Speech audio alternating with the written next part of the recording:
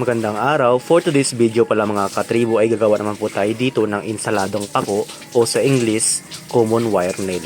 Dito pala mga katribo, meron tayo ditong mga sangkap, siyempre kamatis at itlog na maalat.